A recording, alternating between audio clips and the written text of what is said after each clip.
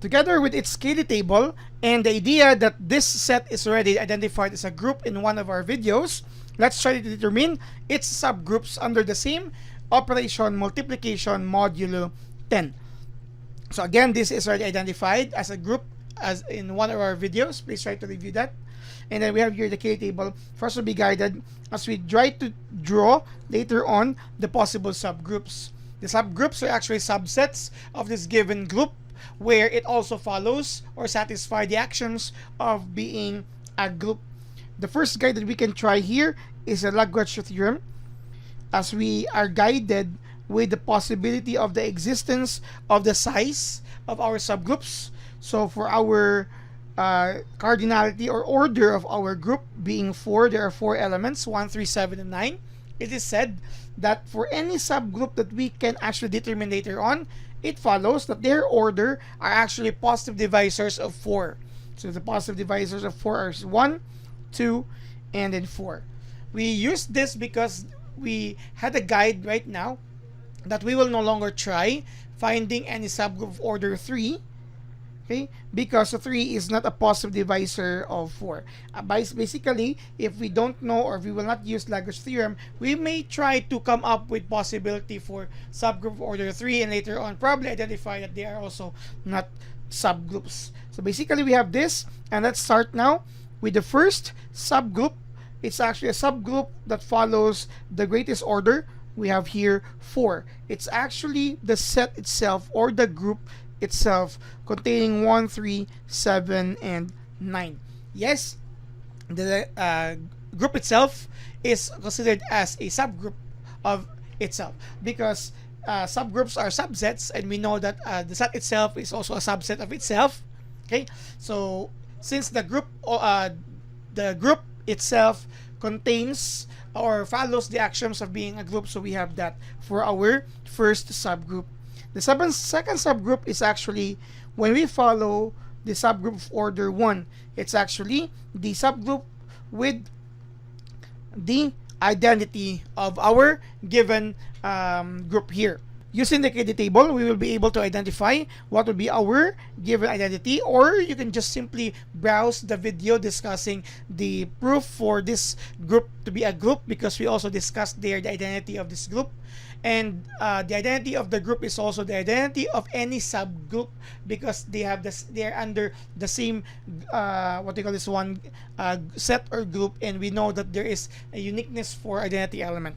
So we can actually look that further into the first, the columns rather, or rows, where the values of our elements when operated by the star multiplication of modulo 10 with any other element will not change its value, similar to this and this here as well. Or basically, when you have here 1 star 1 is 1, 3 star 1 is 3, 7 star 1 is 7, and 9 star 1 is 9. So all of this here, when operated by 1, is actually, or will not actually change its value. Similarly, when we have 1 star 1 being 1, 1 star 3 is 3, 1 star 7 is 7, and 1 star 9 is also 9. When we operate 1 to any of those elements will not change their value. So here we are sure that our identity is just equal to 1. So the subgroup of order 1 is the set containing 1. Okay, now let's proceed to the subgroup of order 2.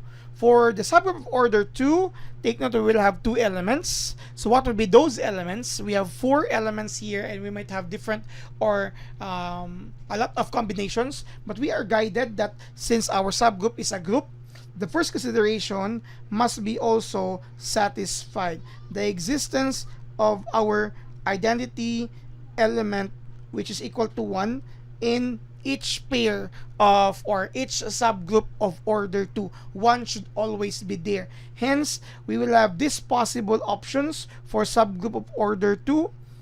We have here 1, and then the second element 3. You'll have here 1 and 7. You have 1 and 9. No need to write 1 and 1, because in writing set, we do not have any duplicates. It's just the same as this singleton. At the same time, I would like also to emphasize that we cannot try, we cannot try 3 and 7 as possible subgroup of order 2 because the identity element 1 is no longer here. Similarly, we will not be including 9 and 7 even if it's a subset of the given group. It doesn't contain the identity element. So first and foremost, that would be our possible what they call this one, removal of those options. Now, for 1 and 3, since the identity element as mentioned is here, so we will now try to look at the second condition, the existence of your inverse elements. Talking about elements because we might have different inverses for every element. Talking about here, so since 1 is already here as identity element together with 3, the next consideration for this to be possibly a subgroup of order 2, the inverse of 1 and 3 should also be in this set. So going to our Achilles table, and let's try to determine the correct inverses of our elements here. So let me remove all the scribbles.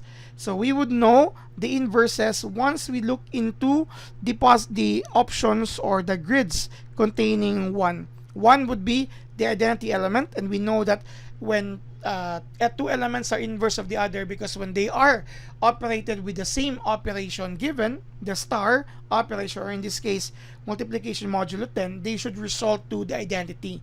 So simply look into the region containing the identity element and determine the elements being operated, and you would know the inverses of the elements. So you have here 1 star 1 is equal to 1.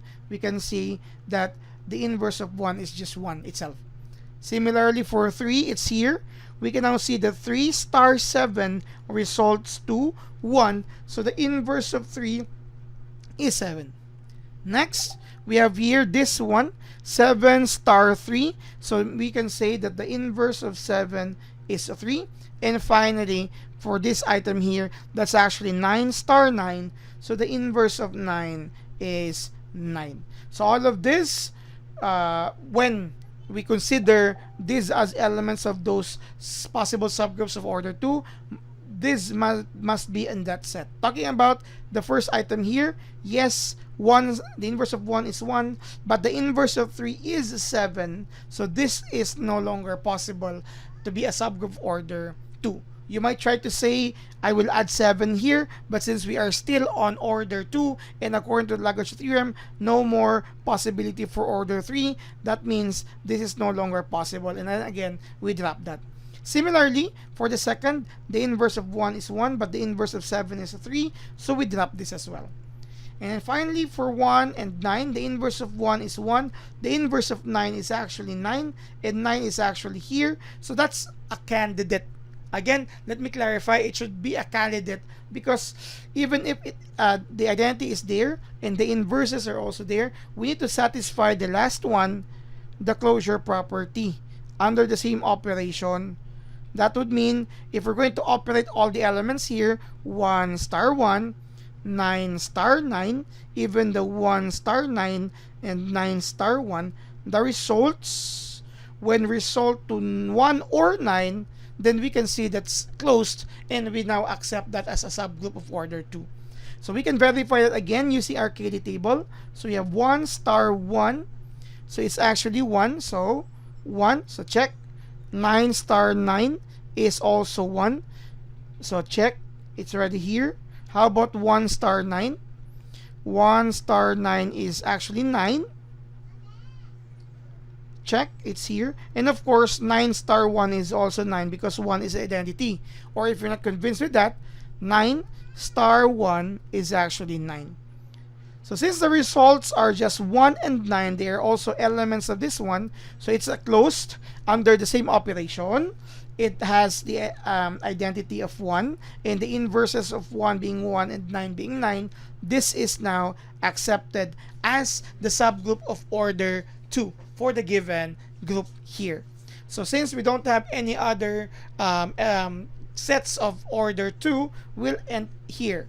Again, we will no longer try order 3 because according to the Lagrange theorem, it's no longer possible. Hence, we cannot come up with our conclusion for the subgroups of your given set 1, 3, 7, and 9. The following are its subgroups, the set itself, 1, 3, 7, and 9. That's for order 4.